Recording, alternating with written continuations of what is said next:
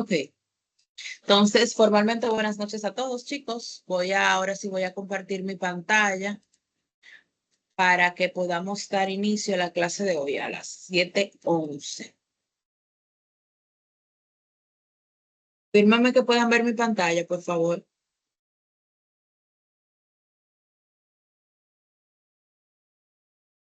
¿Pueden ver mi pantalla? Ok, sí, me están diciendo que sí. Muy bien, gracias. Entonces, chicos, vamos a iniciar nuestra clase de comunicación oral y escrita. Y lo primero que vamos a ver es en el hilo conductor. ¿Qué ustedes recuerdan de la clase anterior? Yo sé que algunos de ustedes no pudieron participar, pero me imagino que sí vieron el video.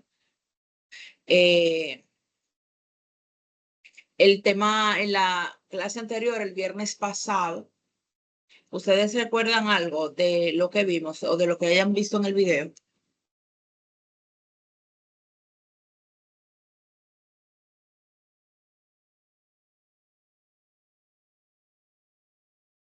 Bueno, aparentemente no.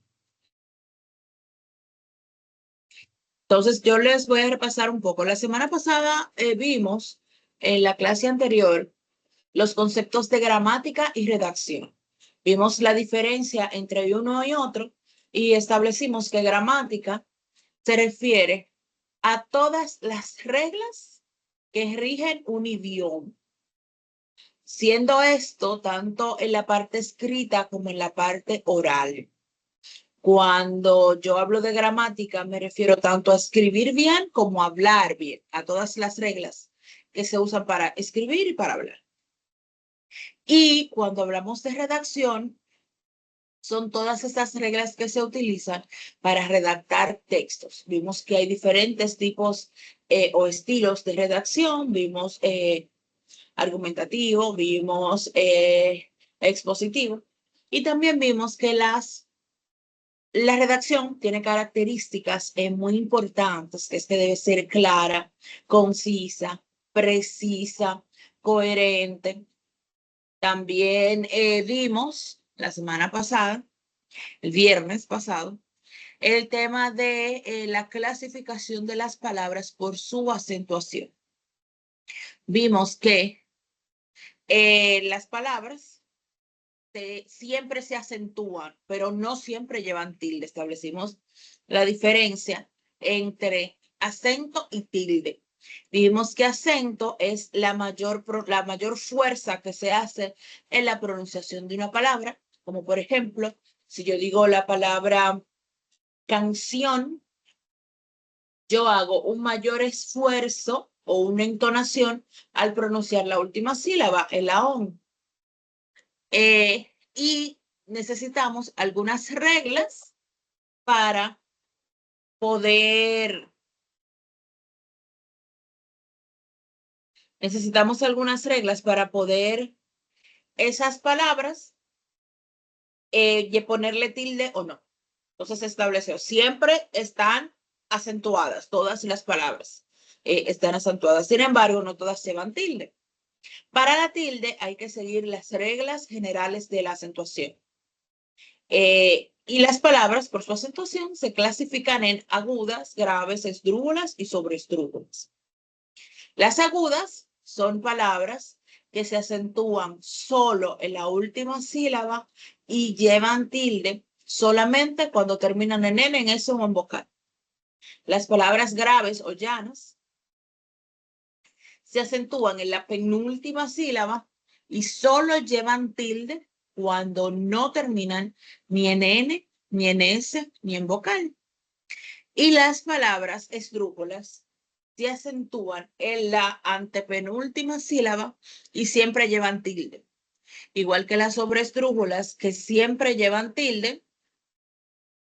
Espérenme, que me están diciendo algo aquí. ¿Qué?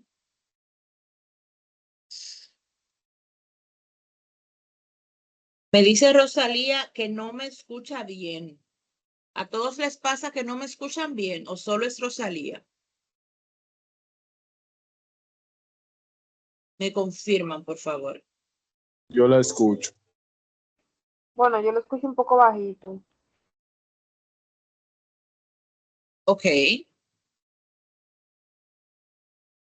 Bueno, Rosalía, puede ser tu internet. Sal y vuelve y entra, por favor. A ver si puede ser tu internet, porque aquí me escuchan bien.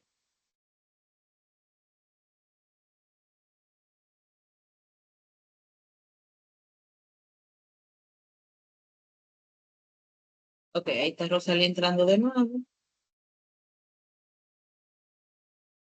Rosalía, ¿ahora escuchas mejor?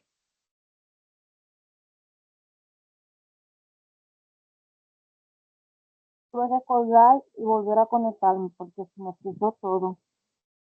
Ah, ok. No, no está bien entonces. ¿Te escuchas bien ahí? Perfecto. Señores, yo estoy aquí porque tengo otro dispositivo, pero eso usted me ve mucho mirando al lado.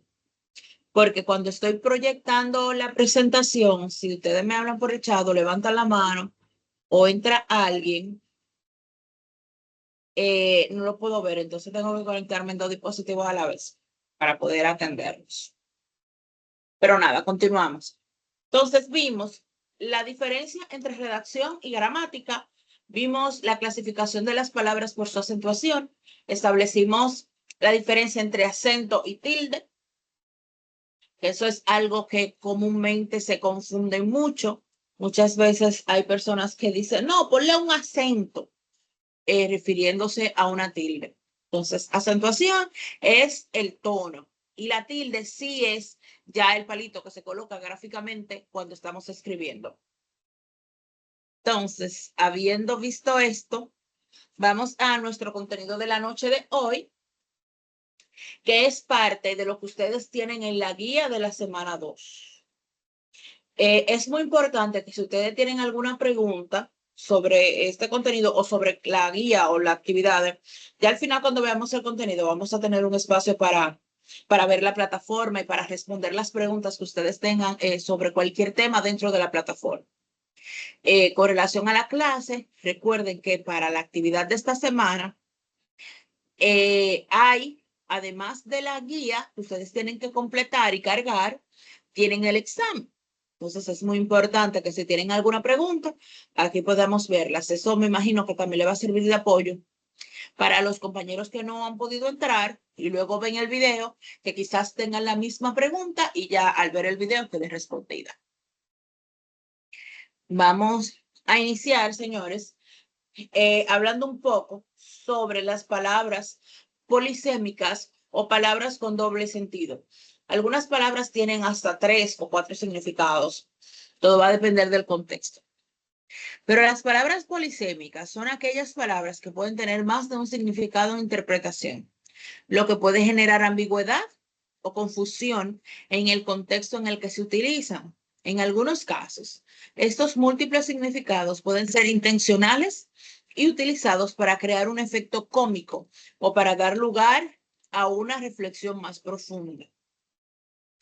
Por ejemplo, la palabra banco puede referirse tanto a un asiento como a una institución financiera, lo que puede generar ambigüedad si no se especifica el contexto en el que se utiliza.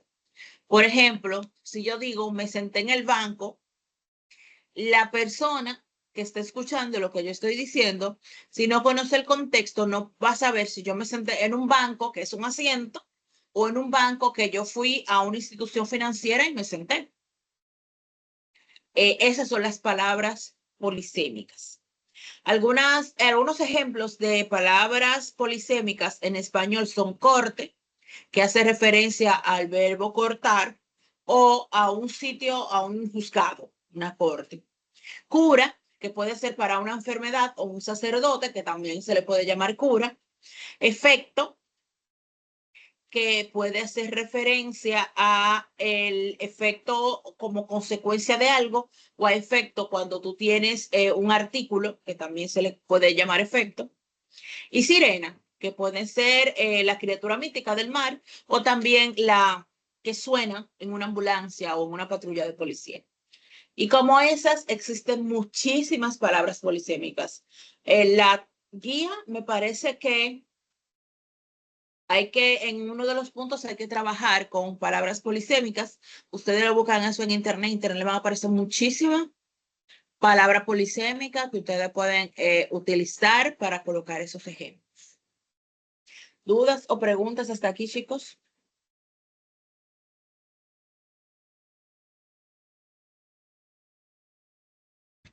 No. Bueno, pues si no hay preguntas, continuamos. Y ahora vamos a hablar un poco sobre los vicios del lenguaje. ¿Qué son vicios del lenguaje? Los vicios del lenguaje son errores o malos hábitos que se cometen al hablar o escribir. Algunos de los vicios del lenguaje más comunes son la ambigüedad, el pleonasmo, la redundancia, la cacofonía o el uso incorrecto de las palabras. Cuando hablamos de vicios del lenguaje, hablamos de palabras o expresiones que no tienen ningún error tipográfico, o sea, son palabras que están correctamente escritas. Sin embargo, denme un segundo que alguien en sala de espera. Sin embargo, esas palabras, aunque están correctamente escritas,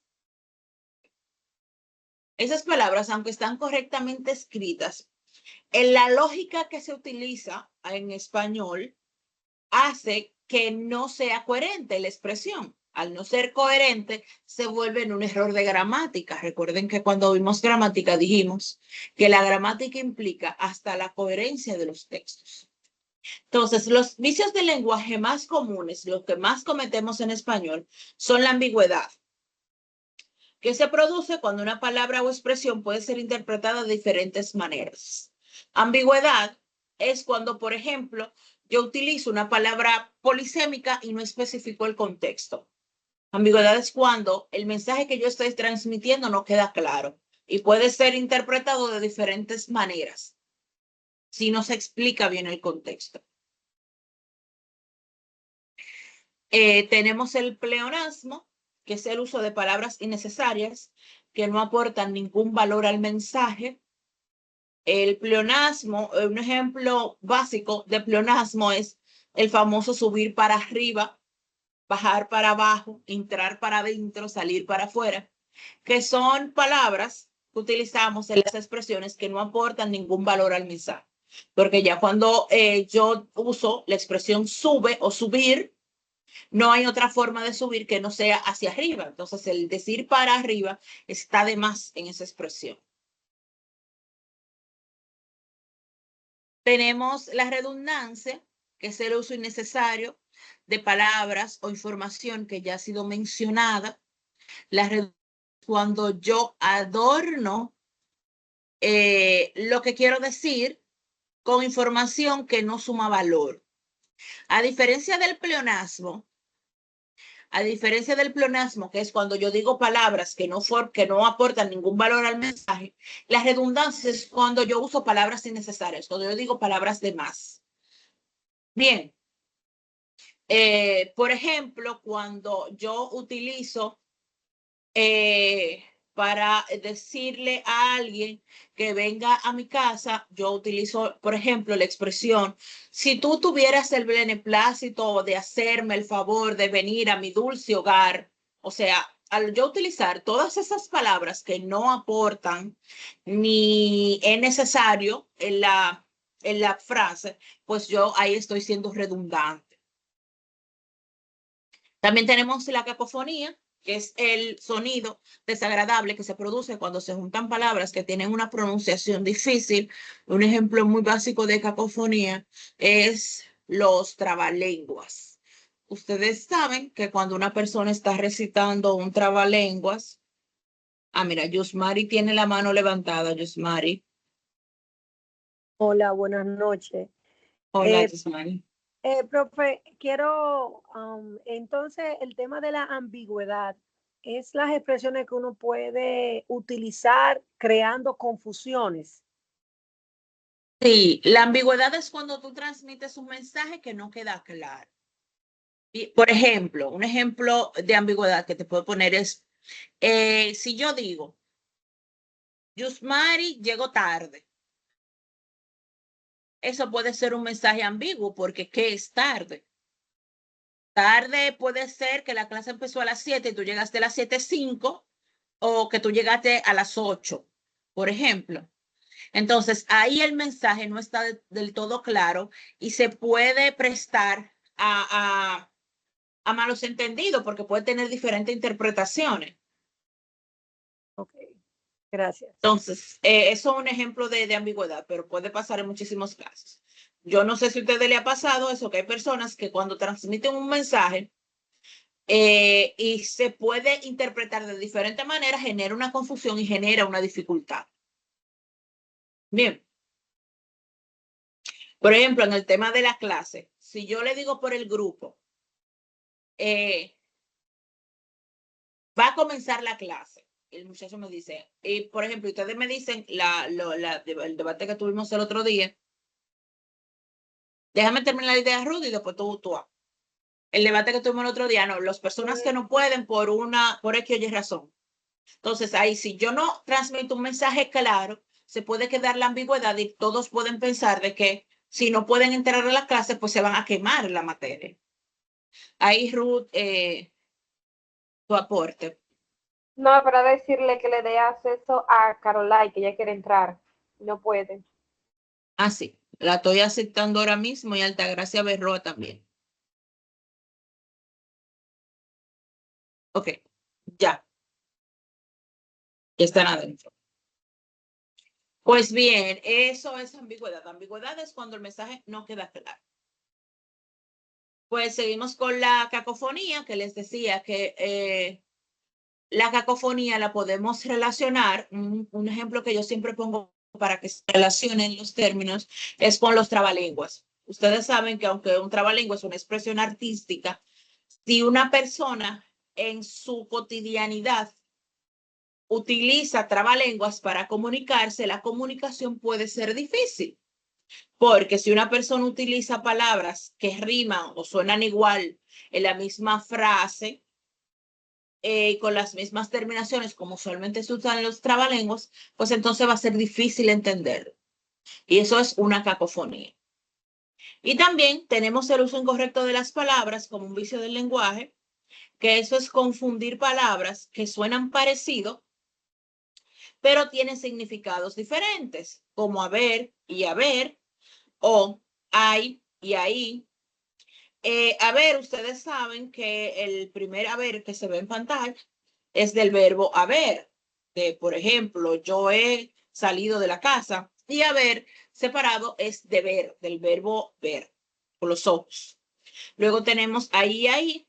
El hay primero es del verbo haber y el ahí es del lugar. Entonces, cuando no conocemos las palabras, si no conocemos las reglas de ortografía, pues cometemos este vicio del lenguaje al confundir las palabras. Eso pasa mucho más de lo que uno se imagina.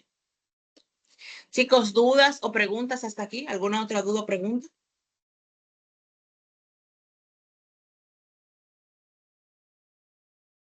Ese silencio me dice que no hay más preguntas.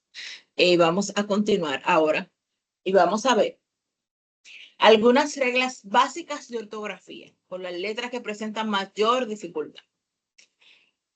Estas reglas, chicos, les adelanto que son reglas muy básicas. Estas letras que tienen mayor dificultad en español tienen muchísimas otras tantas reglas y excepciones. Así que les recomiendo, denme un segundito, señora.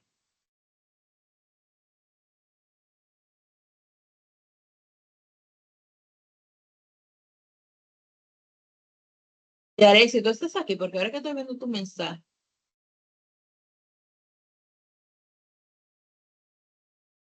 ella salió y me dice que no puede entrar.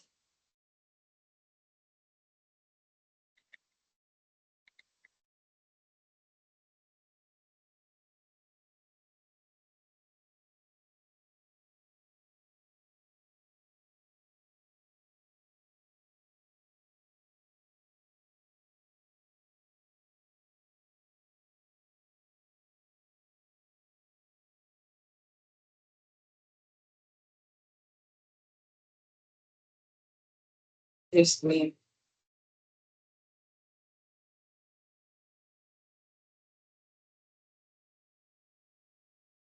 Eh, Luis me está escribiendo, pero yo no puedo responder todos esos mensajes ahora porque no puedo desatender a ustedes para ponerme a responder mensajes de WhatsApp. Eh, Nada. Entonces, estas reglas que les decía son muy básicas. Tenemos primero la V.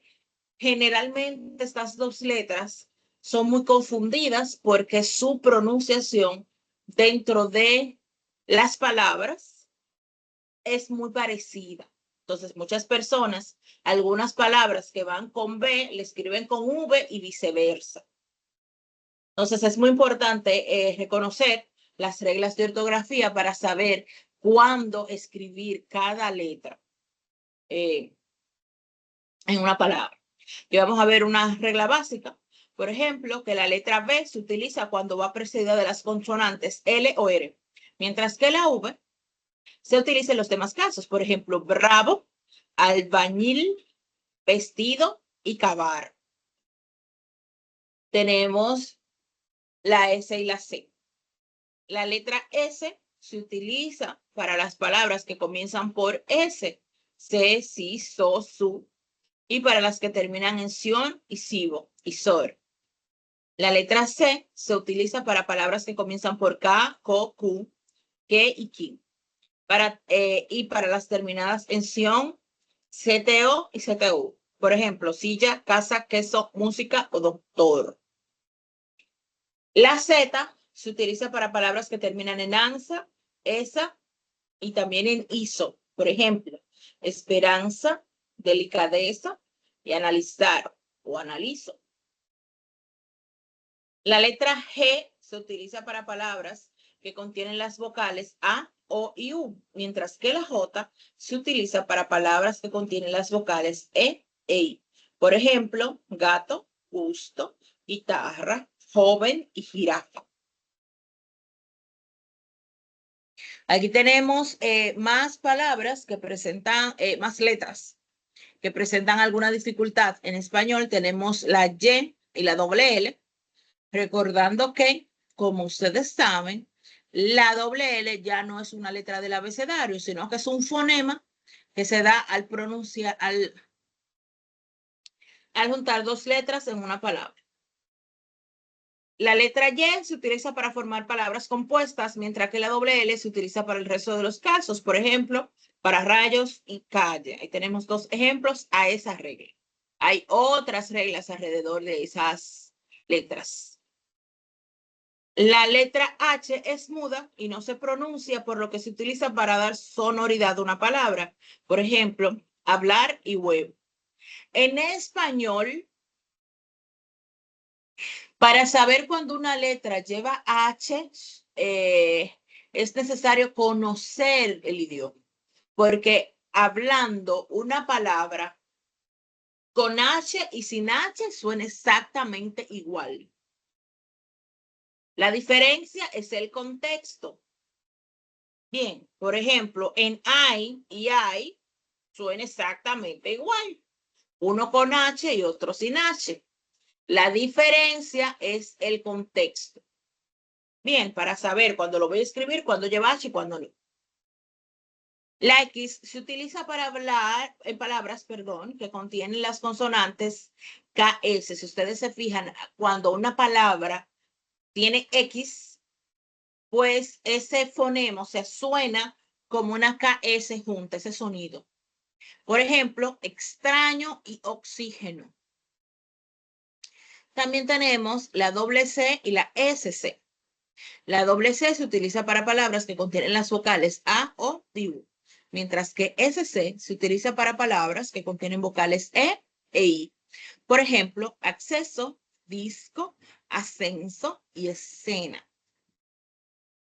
Chicos, ¿dudas o preguntas hasta aquí?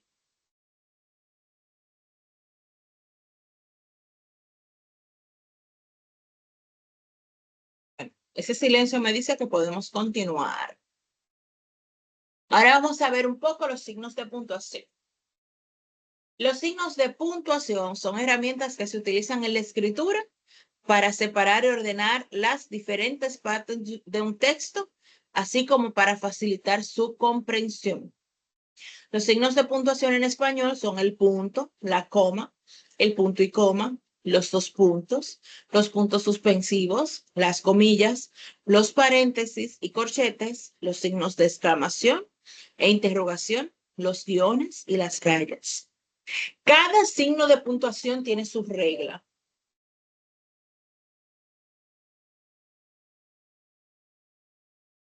Deme un segundo.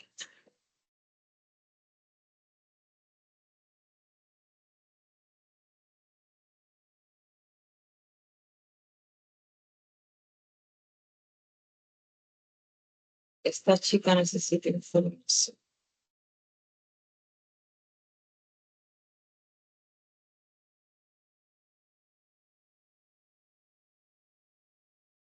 Pues bien, cada signo de puntuación tiene sus propias reglas. En el material que está en la plataforma, les habla de manera resumida de un poco de las reglas de cada uno de los signos de puntuación.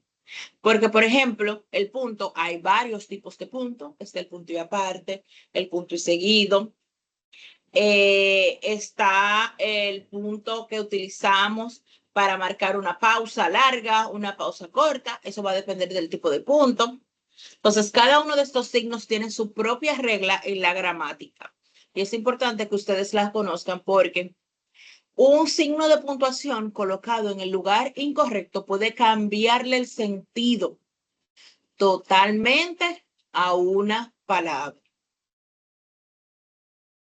No es lo mismo, por ejemplo, yo decir, no, tienes que matarla.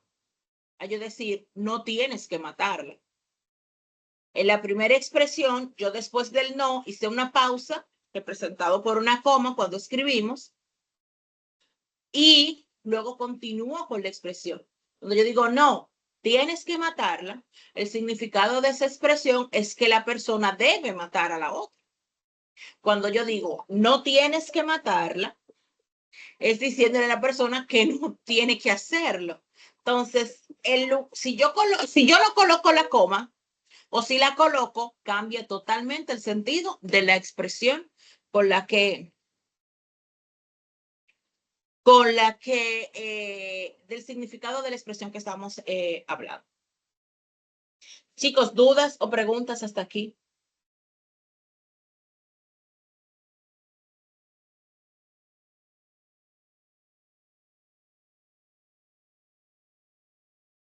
No, pues continuamos. Y ahora vamos a hablar un poco sobre los nexos gramaticales. Los nexos gramaticales, tengo alguien en sala de espera.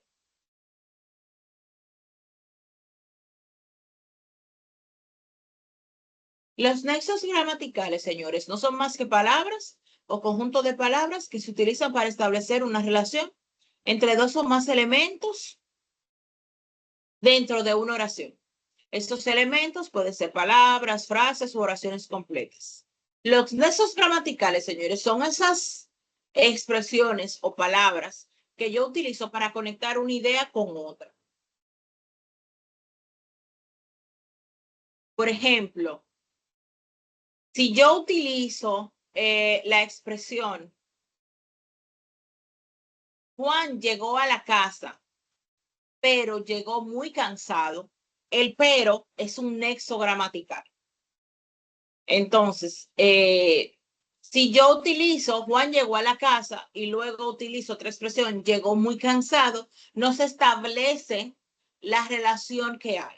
Por ejemplo, si yo digo Juan llegó a la casa, sin embargo, llegó muy cansado, entonces ahí el nexo me cambia como el sentido de la relación entre una palabra y otra. Vamos a ver porque hay diferentes tipos de nexos, los tipos.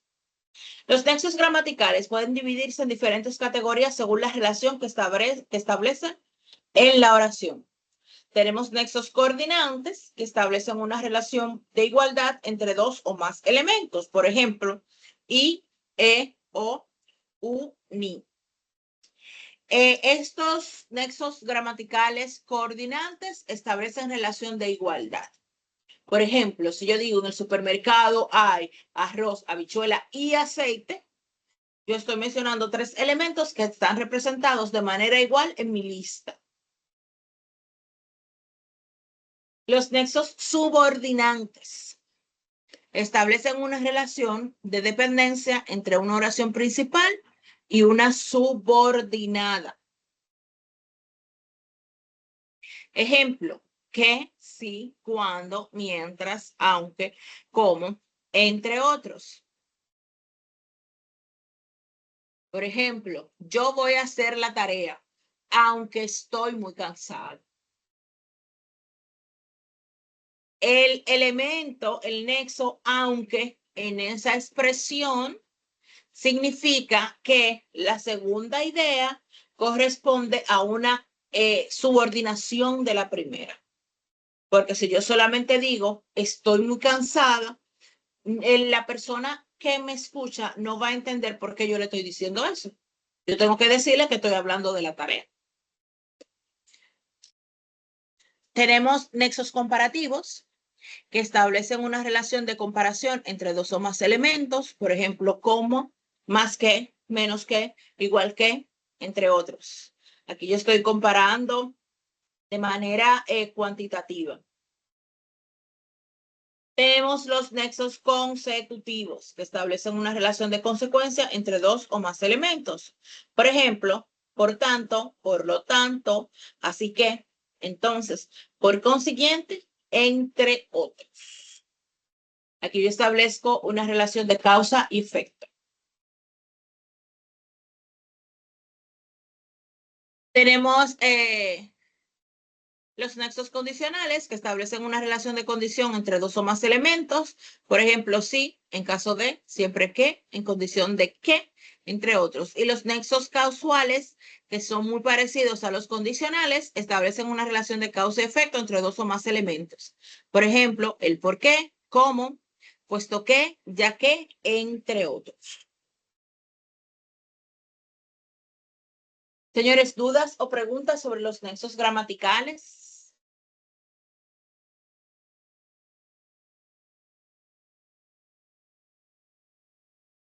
Ok, Yusmari.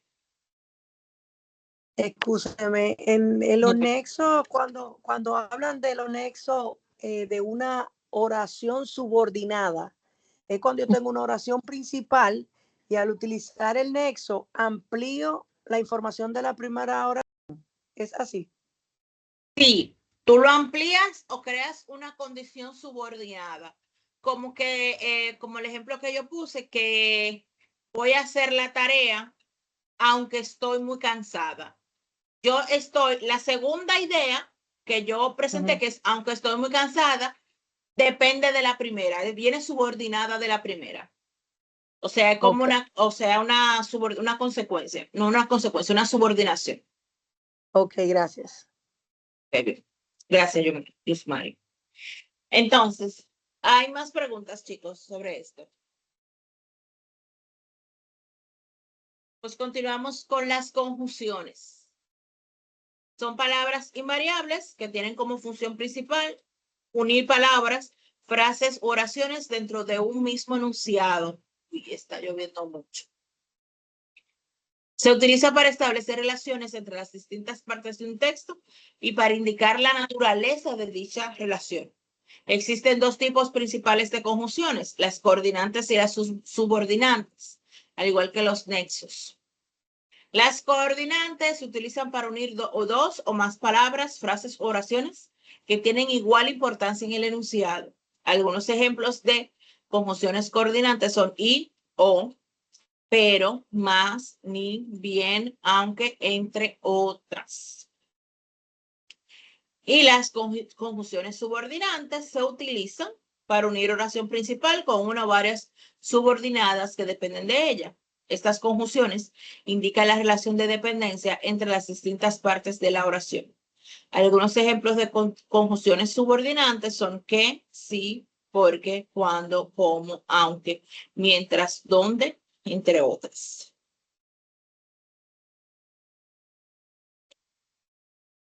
Ahora vamos a ver, chicos, las preposiciones. Miren, De los nexos gramaticales en adelante, hasta, no, después de eso vamos a ver un tema. Lo que vamos a ver son palabras o tipo de palabras que nos sirven para coordinar y darle sentido a nuestras ideas en las oraciones.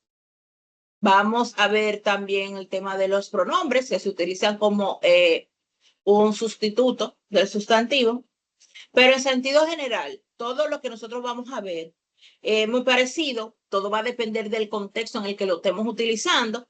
Esto no es para que ustedes se lo aprendan de memoria, como que están en el colegio y van a recibir un examen, sino para que tengamos conciencia, como les decía en la clase anterior, para que tengamos conciencia de por qué, cómo y cuándo nosotros utilizamos cada tipo de palabras. Porque una preposición, una conjunción, un nexo me cambia el sentido totalmente de una oración. Por eso es muy importante nosotros estar conscientes de cómo y por qué nosotros utilizamos estos términos en nuestras expresiones o en nuestra redacción.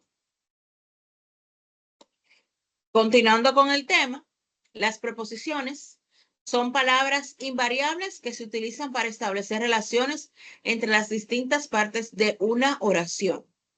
Su función principal es introducir un complemento que complete el significado del verbo o del sustantivo al que se refiere. Las preposiciones pueden indicar diferentes tipos de relación, como la posición en el espacio o en el tiempo, la causa o el modo en el que se realiza una acción.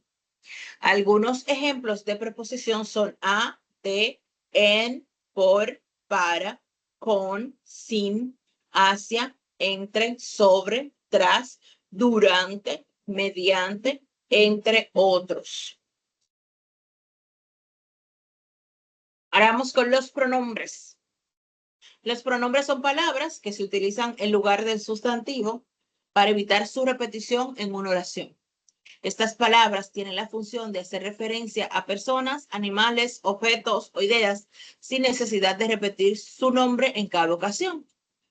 Por ejemplo, si yo digo, María fue al campo, no, y quiero decir también que fue al río, yo no tengo que decir María fue al río, yo puedo decir ella fue al río y también fue al río.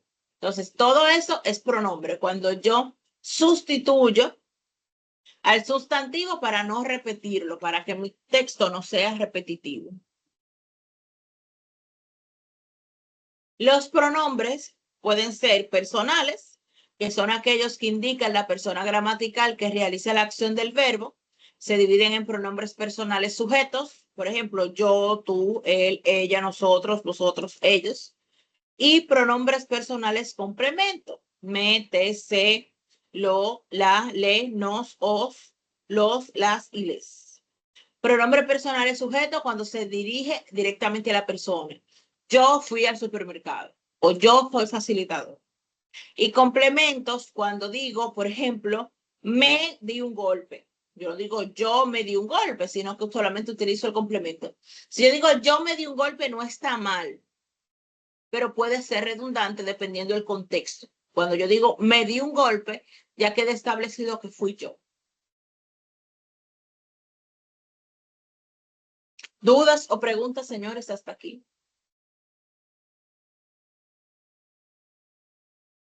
Bueno, pues continuamos. Tenemos los pronombres demostrativos. Se utilizan para señalar algo o alguien en el espacio y tiempo. Por ejemplo, este, ese, aquel, este, estos, esos, aquellos. Por ejemplo, no es lo mismo cuando yo digo este que cuando digo ese. Ahí yo estoy señalando espacio. Este significa que lo tengo cerca, ese significa que está lejos y aquel significa que está más lejos. Y estos, esos y aquellos se refieren al plural. Los pronombres posesivos indican posesión o pertenencia de algo o alguien. Por ejemplo, mi, tú, su, nuestro, vuestro. Si yo digo, por ejemplo, mi perro o su gato, su casa, nuestro patio, esos son pronombres posesivos. Pronombres indefinidos hacen referencia a algo o alguien de manera imprecisa o general. Pronombre indefinido es cuando yo hago referencia a todos y a nadie al mismo tiempo. Por ejemplo, si yo digo alguien de la clase no hizo la tarea, puede ser cualquiera, no es nadie en específico, porque yo estoy diciendo alguien o alguno o varios o cualquiera o ninguno. Cuando yo utilizo estos pronombres, lo estoy utilizando de manera muy general, no estoy haciendo referencia a nadie directamente. Los pronombres relativos introducen una subordinada que se refiere a un sustantivo ya mencionado anteriormente. Por ejemplo, qué, quién, cuyo, dónde. Por ejemplo, si yo digo, Juan fue a la iglesia y, por ejemplo, Juan fue a la iglesia y se sentó en el banco cuyo nombre estaba reservado para él. Ahí yo estoy haciendo referencia al banco que estaba reservado para Juan, utilizando el pronombre relativo cuyo. Tenemos los pronombres interrogativos que se utilizan para hacer preguntas directas o indirectas. Ejemplo, qué, quién, cuál y cuándo. Eso lo utilizamos muchísimo.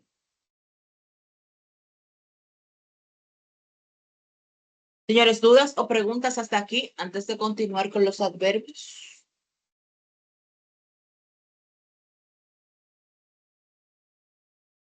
Continuamos entonces.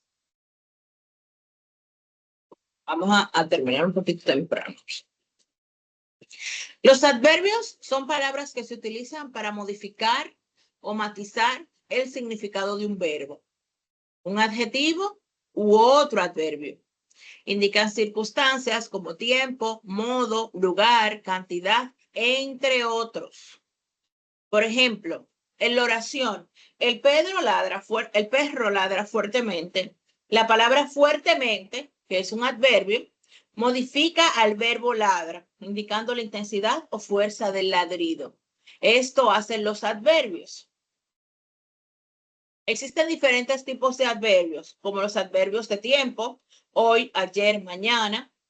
Por ejemplo, si yo utilizo la expresión voy a lavar o yo voy a lavar, el adverbio mañana u hoy puede indicar de manera específica cuándo yo voy a lavar. Si yo no utilizo uno de estos adverbios, por ejemplo, puede quedar ambigua mi expresión de yo voy a lavar, porque puede ser la semana que viene o el mes que viene. También existen los adverbios de lugar, aquí, allí, lejos, de modo, que son bien, mal, así. También de cantidad, que son mucho, poco, demasiado, entre otros. También existen los adverbios que expresan el tamaño. Por ejemplo, puede ser alto, bajo, pequeño, grande. Son una parte importante del lenguaje, ya que ayudan a dar más precisión y riqueza al lenguaje, permitiendo una comunicación más clara y detallada. Los adverbios en sentido general nos ayudan a poner contexto a nuestras expresiones. En resumen, nosotros acabamos de ver los nexos gramaticales, las conjunciones, las preposiciones y los adverbios.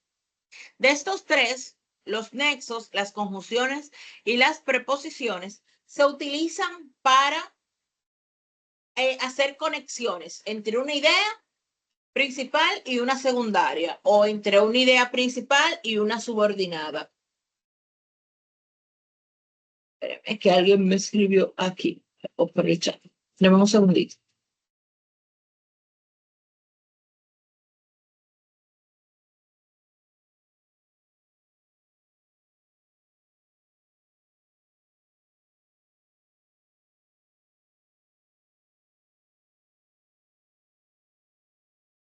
Ok.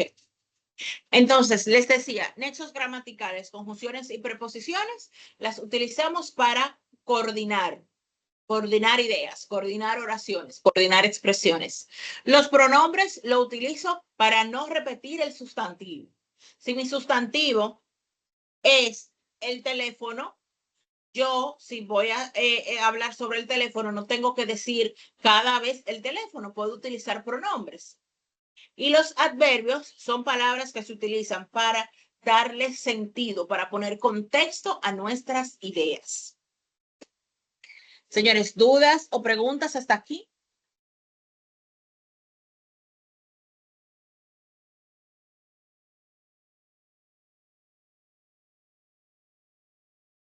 Bueno, pues continuamos.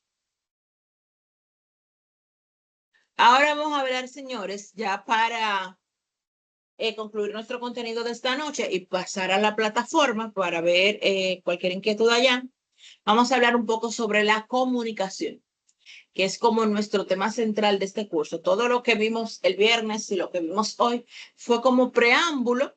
Vimos un poco de gramática, de redacción, y todo eso es preámbulo para lo que realmente nos interesa, que es la comunicación. ¿Por qué nosotros vimos todos esos temas anteriores? Simple, señores. Porque si yo no hablo bien y yo no escribo bien, no me puedo comunicar de manera efectiva. Porque si yo no estoy consciente de los elementos que yo necesito para redactar un texto, que es el objetivo de este curso, que ustedes aprendan a redactar textos técnicos, si yo no conozco todos esos elementos, puede que mi texto técnico no se pueda entender y al final yo no voy a comunicar la idea que necesito comunicar. Eso yo lo necesito, señores. Todo lo que yo acabamos de ver, aunque a ustedes les parezca que estamos volviendo a tercero de básica, inclusive si ustedes que están trabajando, por ejemplo, en mercancía, ustedes que están haciendo el dual de mercancía, ustedes que desean mañana poner un negocio de repostería, un negocio de lo que sea. Si usted no sabe, por ejemplo, redactar un correo en su área laboral, eso puede dar la impresión de que realmente ustedes no tienen la capacidad que realmente quizás usted sí tenga.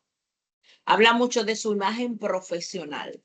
La forma en cómo usted habla, la forma en cómo usted escribe, habla mucho de quién usted es, sobre todo en el ámbito profesional y en el ámbito laboral. Entonces, vamos a ver ahora los elementos que intervienen en la comunicación. La comunicación es el proceso mediante el cual se transmiten y reciben mensajes e informaciones entre dos o más personas o entidades. La comunicación puede ser verbal o no verbal y puede tener lugar en diferentes contextos, como el interpersonal, el grupal, el organizacional o el masivo. Importante rescatar en esta definición el tema de que la comunicación es un proceso en el cual se transmiten y reciben mensajes. La palabra proceso. Para que un proceso sea efectivo, tiene que completarse el ciclo. La comunicación, yo debo transmitir y recibir mensajes. Si yo solamente transmito y mi receptor no logra recibir el mensaje que yo estoy transmitiendo, la comunicación no está siendo efectiva. Si usted va a crear en su negocio mañana una publicidad para niños y usted esa publicidad la crea en un lenguaje o en un formato que a los niños no le parece atractivo y los niños la rechazan, pues usted no está cumpliendo el ciclo de la comunicación. La comunicación es importante, señores, en todos los aspectos de nuestra vida, no solamente en el aspecto laboral. En nosotros tener la capacidad de poder comunicarnos, vamos a ver más adelante las etapas, de poder completar ese proceso es importante con nuestras familias. La mayoría, señores, de la familia hoy tienen problemas por temas de comunicación. La mayoría de los divorcios son por temas de comunicación. La mayoría de los problemas entre los hermanos es por temas de comunicación. Porque aunque parezca algo muy básico y muy cotidiano, la mayoría de las personas no nos sabemos comunicar. Es por esto que ahora Infotep está incluyendo esta materia en todos los cursos que imparte. Si usted está estudiando electricidad, en Infotep usted le van a poner una materia de comunicación oral y escrita. porque se ha identificado una brecha enorme de comunicación. Se ha identificado que hay personas que son muy buenos técnicos, que son muy buenos electricistas, por ejemplo, pero no saben comunicarse. Son muy buenos reposteros, pero no saben comunicarse. Entonces, por eso esta materia, que aunque muchos la ven como una materia innecesaria, porque sabemos leer y escribir y sabemos hablar y nos entendemos, muchas veces nosotros no entendemos la lógica y la relevancia que tiene la comunicación en, en nuestro día a día, señores, en nuestro día a día. La comunicación, como les decía, es esencial para la vida cotidiana y la sociedad en general, ya que permite establecer relaciones sociales, compartir información y conocimientos, resolver conflictos, tomar decisiones, coordinar acciones. En el ámbito laboral, en el empresarial, la comunicación eficaz es esencial para lograr una buena gestión y una productividad adecuada. Los elementos básicos de la comunicación, resaltando que son básicos porque dentro de estos elementos se pueden desprender otros tantos.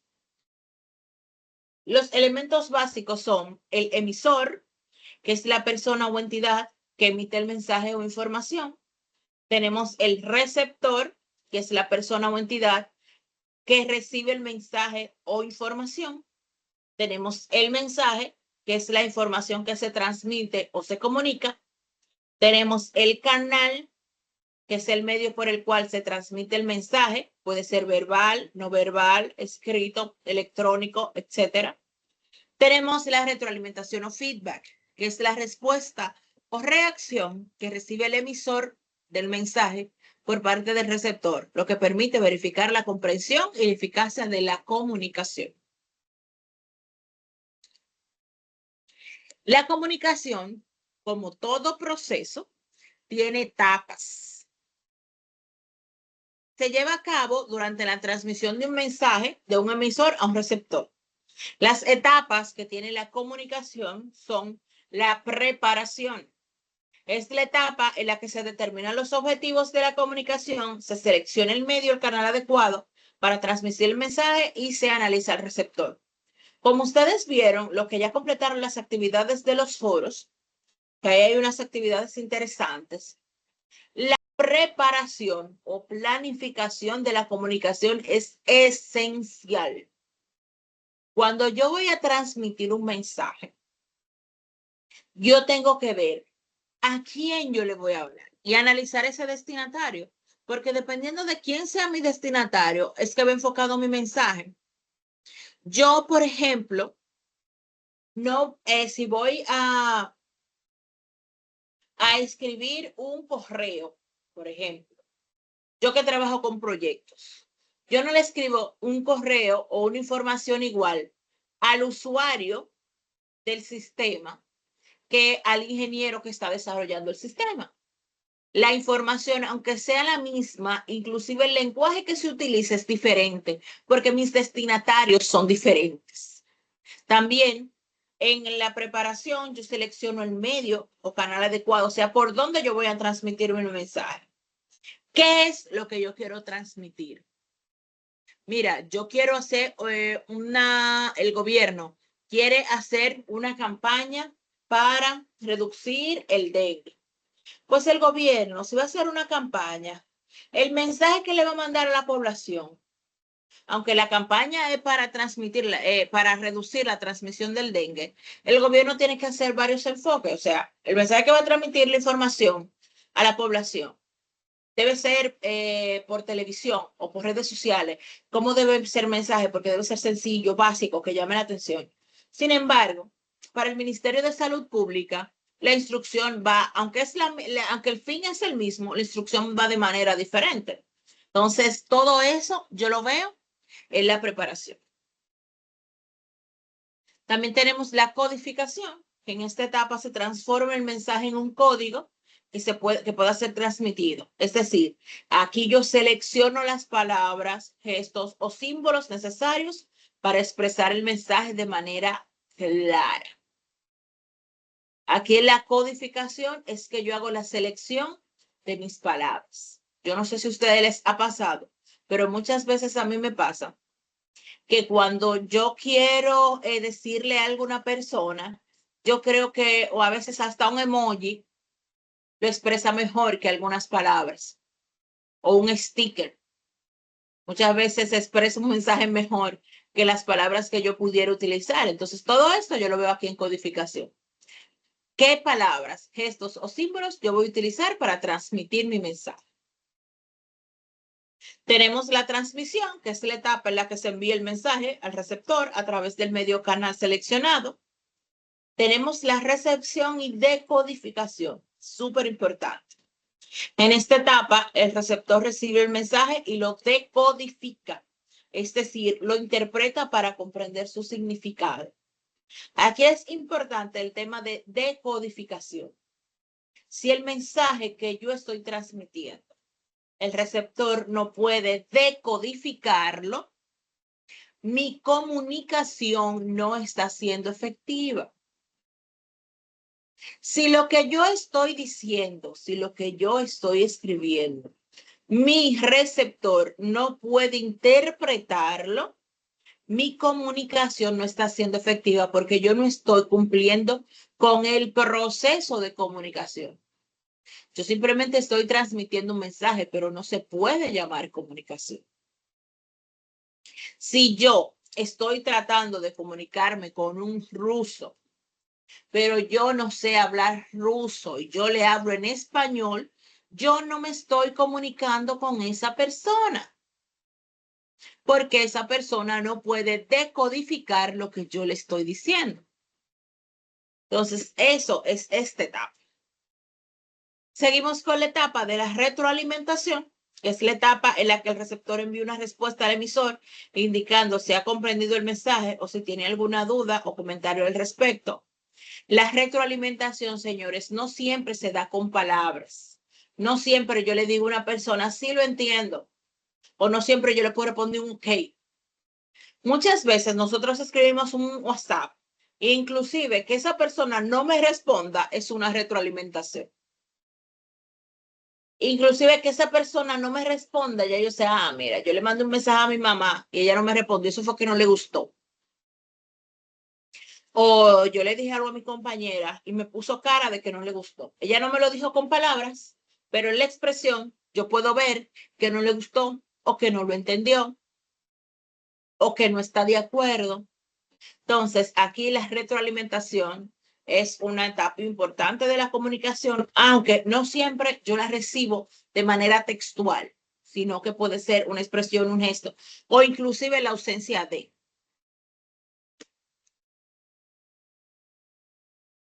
Seguimos con la verificación, que en esta etapa se confirma que el mensaje ya ha sido comprendido de manera correcta por el receptor y se resuelven las dudas o malos entendidos que pueden haber surgido durante el proceso de comunicación.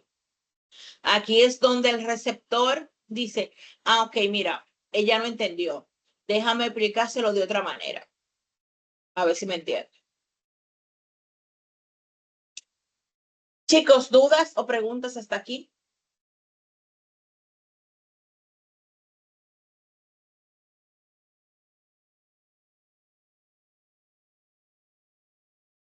Bueno, pues si no hay dudas ni preguntas, vamos a continuar con los tipos de comunicación. Tenemos comunicación verbal, comunicación no verbal, interpersonal y masiva. En la comunicación no verbal es la que se realiza a través del uso de las palabras, puede ser habladas o escritas. Ojo, porque usualmente tenemos desde antaño, desde que estamos estudiando, la idea de que comunicación verbal es cuando yo hablo y comunicación no verbal es cuando yo escribo. No. La comunicación verbal es cuando yo uso palabras. La comunicación verbal puede ser hablada o escrita. Toda comunicación en la que yo utilizo palabras es comunicación verbal.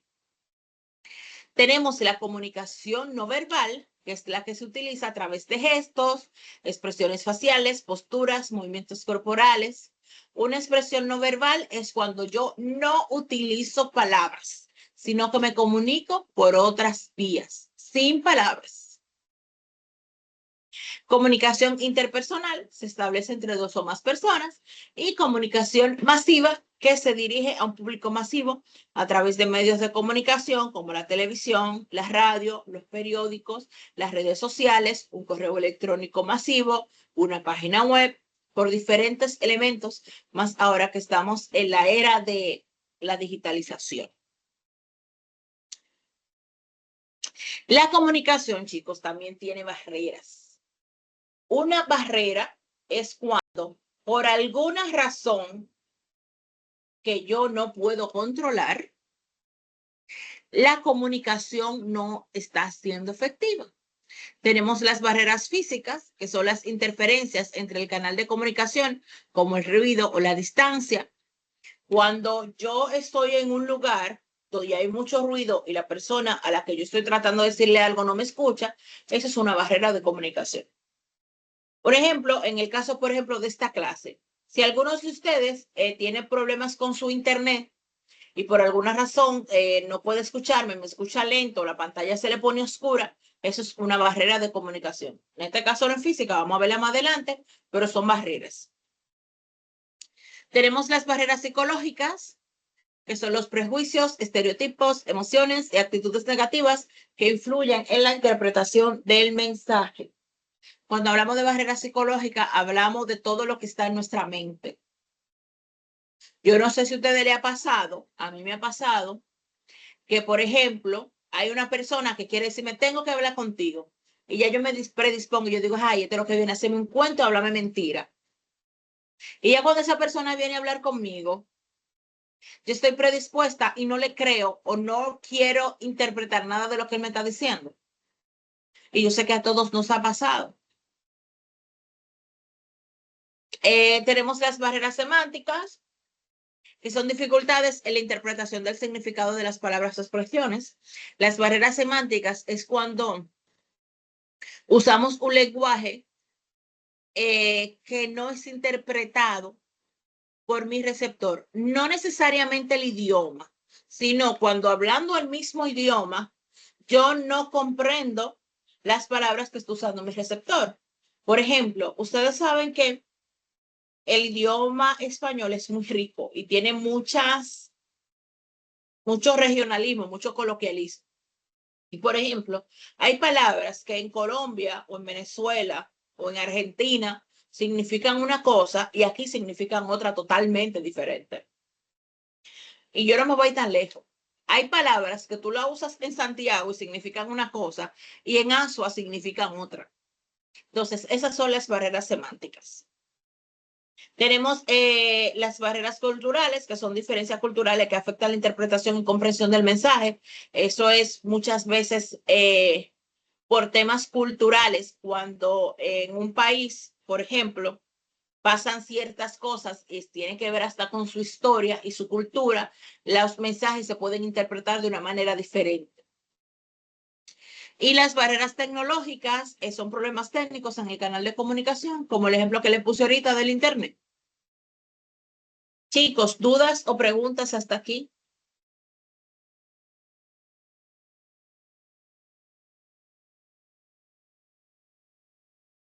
Yusmari.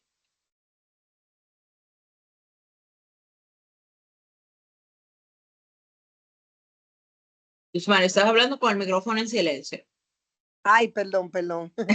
Tranquila. La comunicación interpersonal es como la que tenemos nosotros, ¿verdad? Exactamente, cuando la comunicación se da entre dos o más personas.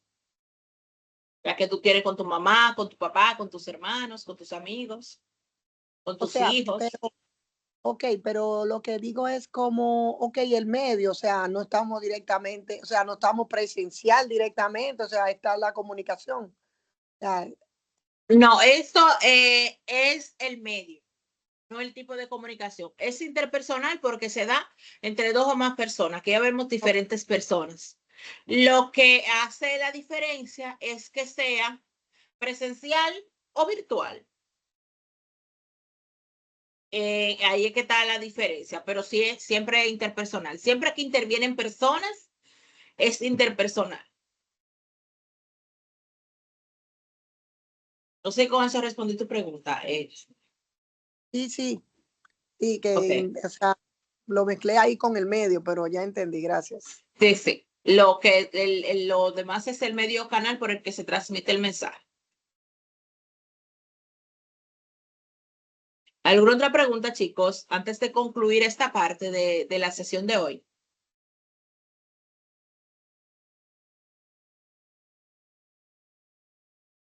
Bueno, si no hay más preguntas, pues vámonos a la plataforma. Como ustedes saben, aquí todos lo van a ver un poquito diferente a como ven el mío.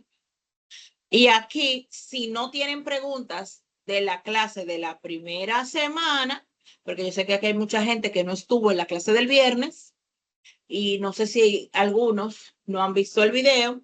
Si tienen preguntas sobre las actividades de la semana 1 del 15 al 19 de julio, ese es el momento. De lo contrario, pues me voy a del 20 al 26, que es lo que corresponde aquí.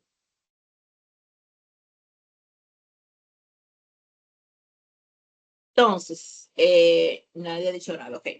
Pues entonces, aquí del 20 al 26, que ya es el viernes que termina nuestra materia, nosotros tenemos aquí 4 puntos. Tenemos el foro, como ustedes saben, es un foro sencillo. Aquí, luego de yo haber leído la guía, que vamos a ver más adelante, sobre la comunicación, las características y estructuras de tipos de documentos, vamos a responder las siguientes preguntas.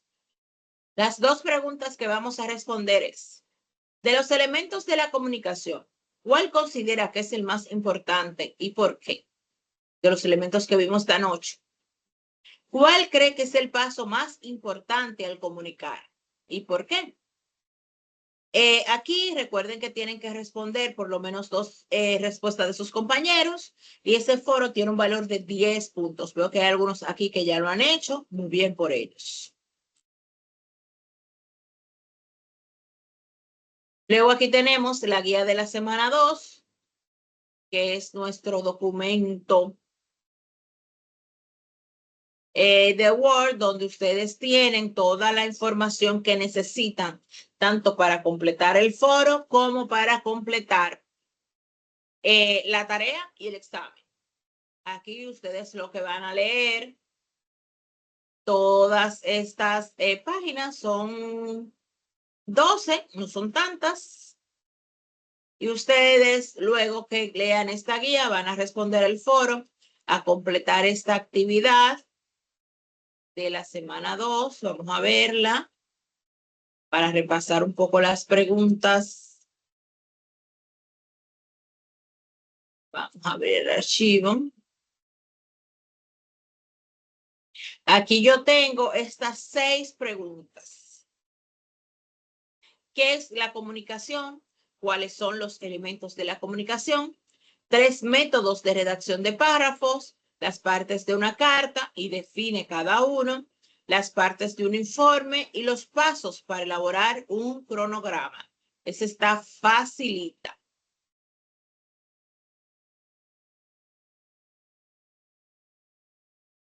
Ay, mi madre.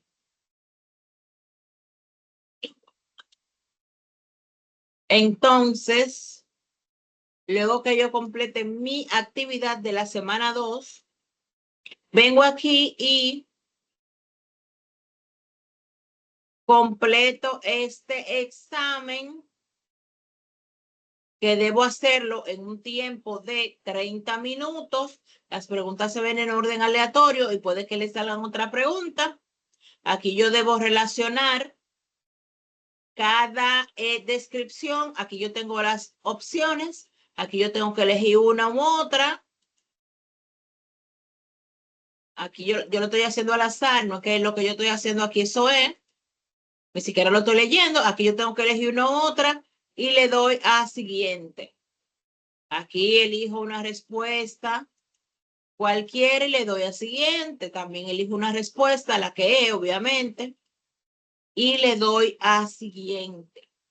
Tengo 30 minutos y 2 intentos para completar ese examen. Luego, cuando yo completo todas las preguntas, que son 5, pues presiono el botón enviar todo y terminar. Aquí me va a dar una revisión. Mira, todas están malas. Le doy a finalizar revisión y veo que saqué 4 puntos. Aquí yo puedo revisar en qué fallé luego para hacer una revisión. Bien, este examen también está disponible hasta el viernes 26 de julio a las 11:59. Ya con esto nosotros completamos nuestra materia y podemos, si completamos todo y aprobamos todo, pues entonces usted puede saber que tiene una materia menos que completar en su curso.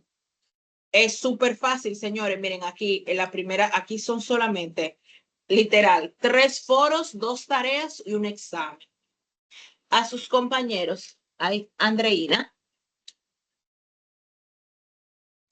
Maestra, yo quería preguntarle que si Sí. usted no ha corregido de los foros que hemos hecho porque no están calificados.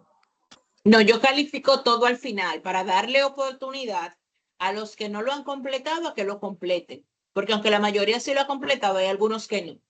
Entonces, muchas veces el sistema ve eso. El sistema ve que si, por ejemplo, ya yo califiqué lo viejo y hay algunos que no lo han completado, que tengo que de nuevo volver a calificar, y ahí puede generar un poco de confusión.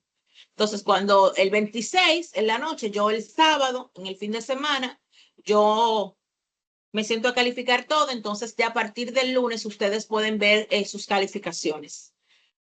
Las calificaciones van a estar en el sistema hasta 10 días después de terminado el curso. Entonces, que a partir de la semana que viene, ustedes pueden entrar y todo va a estar calificado.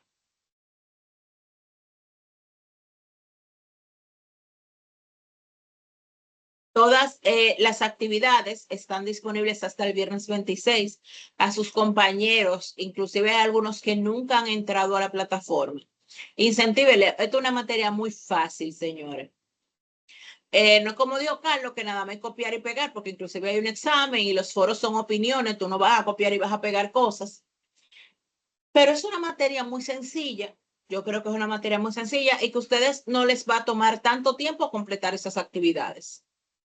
La verdad es que hagan un esfuercito, les recomiendo a los que no lo han hecho o que los que ya lo hicieron, díganle a su compañero. Yo veo que hay gente que ya inclusive terminó el examen, que ya completó todo, porque realmente no es algo que requiera un esfuerzo extraordinario ni un tiempo extraordinario para hacerlo. Es algo que usted se sienta y usted en 1 hora, 2 horas lo completa hasta todo, si lo decide.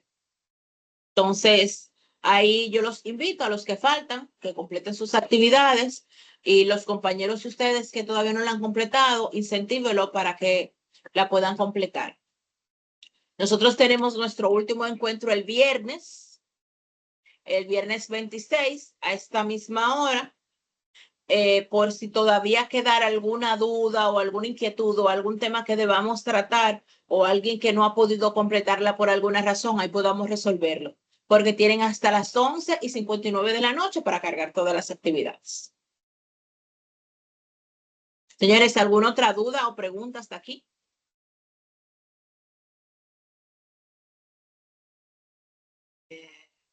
¿Cuál es el valor del examen, profesora? El examen vale 30 puntos. No, 20, perdón. 20 puntos vale el examen.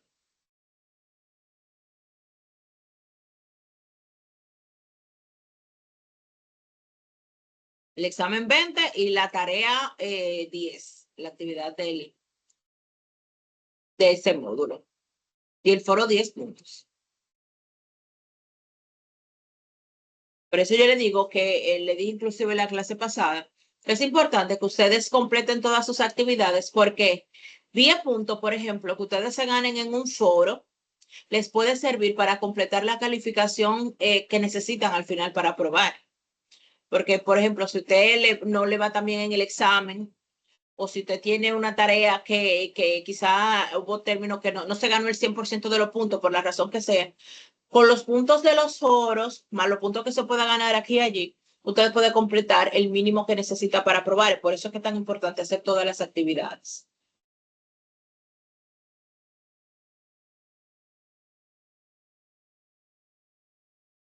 ¿Alguna otra pregunta, señores?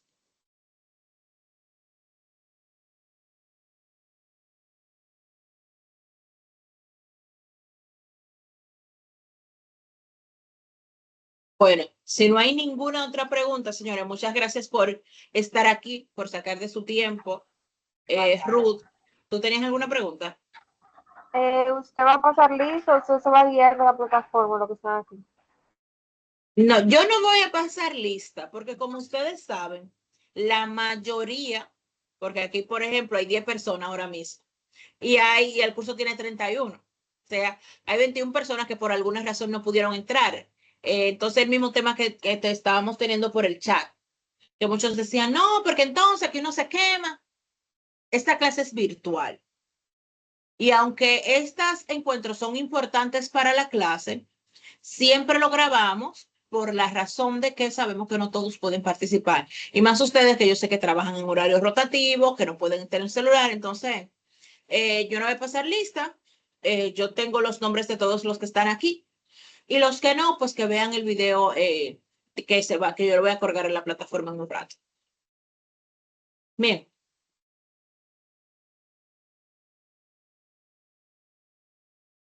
Bueno, pues muchas gracias, señores. Vamos a dejarlo hasta aquí. Nos vemos el viernes en el cierre de nuestra clase. Yo espero que de aquí a allá todos hayan sacado un espacio pequeño para poder completar las actividades, porque no me gustaría como que se quedara alguno y tenga que, por ejemplo, o repetir la materia o cogerla después, o que tenga que salir del dual porque se quemó en una materia. ¿Ustedes me entienden? Entonces, eh, los compañeros que no han podido entrar a la plataforma o que no han completado las actividades, motívenlo para que la completen, que los que ya la han completado saben que es algo que no requiere un esfuerzo extraordinario realmente, algo que todos pueden hacer de manera muy fácil, solamente hay que disponérselo. Bueno, señores, un placer, pasen feliz resto de la noche, nos vemos el viernes.